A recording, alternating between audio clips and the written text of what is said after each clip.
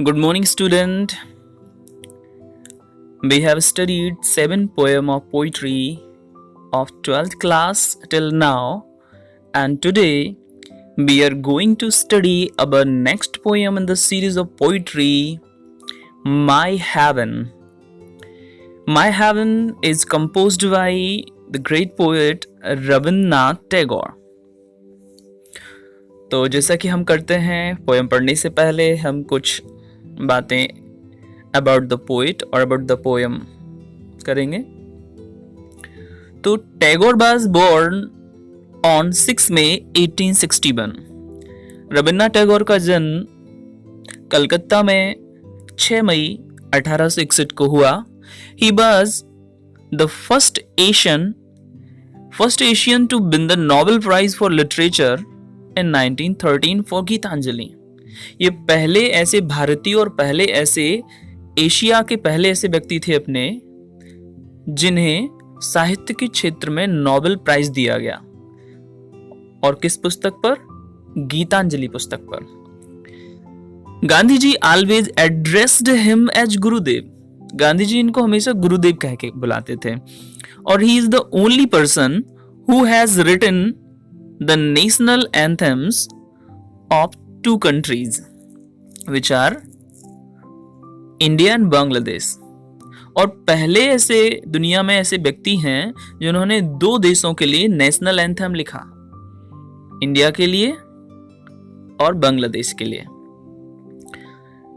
He died in 1941 और उनकी मृत्यु 1941 में हो गई थी।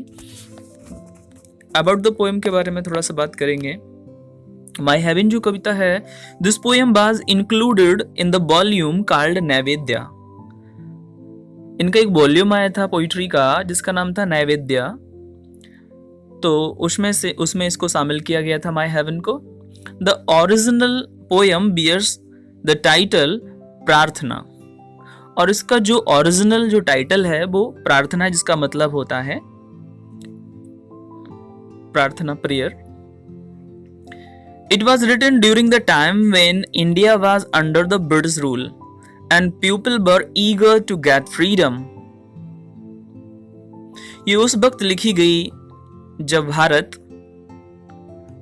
अंग्रेजों के चंगुल में था, अंग्रेजों के अधीन था, गुलाम था Bharat. People were eager to get freedom। लोग स्वतंत्र होने के लिए बड़े उत्सुक थे, स्वतंत्रता पाने के लिए। It is an inspiring poem और एक बहुत ही प्रेरित करने वाली कविता है। Now let's move on the text।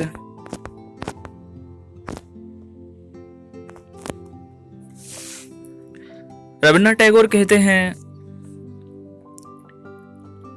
Where the mind is without fear and the head is held high।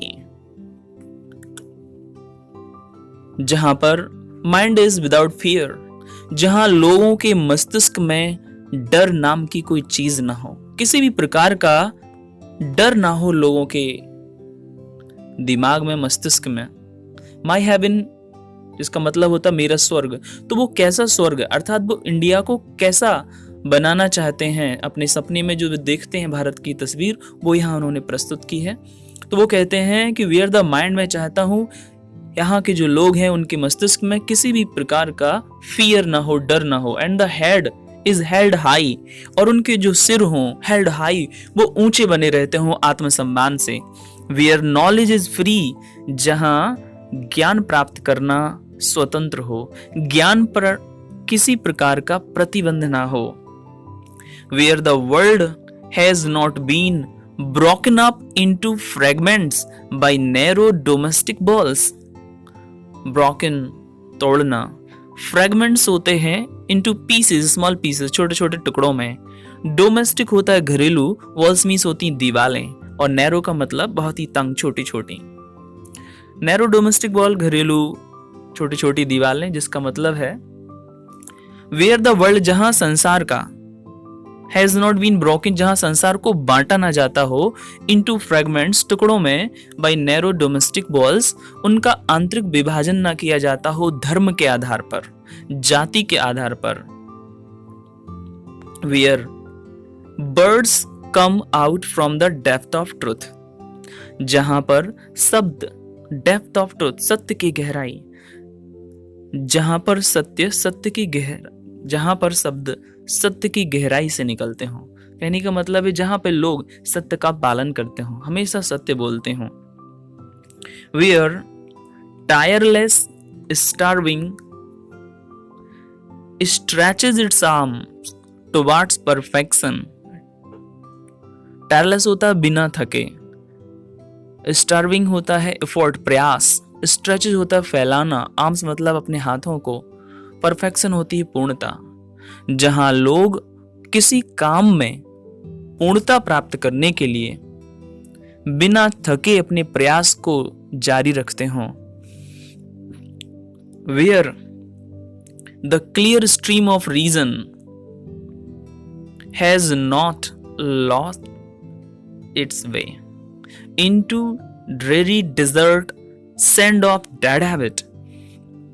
clear stream, तर्क की धारा, clear stream of reason, reason होता है तर्क, lost भुलाना, खोना, its way अपने रास्ते को, जहां तर्कपूर्ण बातें अपना रास्ता ना खो देती हो, या तर्कपूर्ण धारा जहां रास्ता ना खो देती हो, इनटू ड्रेरी, ड्रेरी मतलब नीरस, डिजर्ट होता है रेगिस्तान, सैंड होती है रेत, डेड हैबिट पुरानी आदतें, मृत आदतें। तो जहां लोग तर्कपूर्ण बातों की जो धारा है वो रेगिस्तान में जिस तरह से जो धारा सूख जाती है उस तरह ना भुला देते हो। कहने का मतलब क्लियर और समझिए, एक्सप्लेन इसको। यहाँ कहने का मतलब है जहां पर जो लोग हैं वो किसी भी काम को करने से पहले उसको तर्क की कसौटी पे तौलते हो, तर्क के आधार पे जो चीज सही हो उसे ही फॉलो करते हो। वो डेड हैबिट के गुलाम ना बने, स्लैब ना बने, पुराने निरर्थक रीत रिवाज जो हैं उनके वो गुलाम ना बने, वो तर्क अपना प्रयोग करें। Where the mind is led forward by thee into ever widening thought and action। जहां पर, यह माइंड मतलब पीपल से है, जहां पर लोग लेड फॉरवर्ड आगे बढ़ना, आगे बढ़ते हो, दी का मतलब गॉड है, इनटू एवर वाइडनिंग विकसित होना, बढ़ना, विकास करना, थॉट एंड एक्शन, जहां पर लोग अपने थॉट एंड एक्शन, अपने विचारों के क्षेत्र में या अपने कार्य के क्षेत्र में आगे बढ़ते हो, विकास करते हो, लेकिन दी को ध्यान में रखते, दी मतलब गॉड, हमेशा भगवान को ध्यान करते हो, उसकी कृपा पाकर वो आगे बढ़ते हो। Into that heaven of freedom my father, my father मतलब परम पिता ईश्वर, let my country awake. Last में रविन्द्रनाथ टैगोर कहते हैं, हे मेरे परम पिता ईश्वर,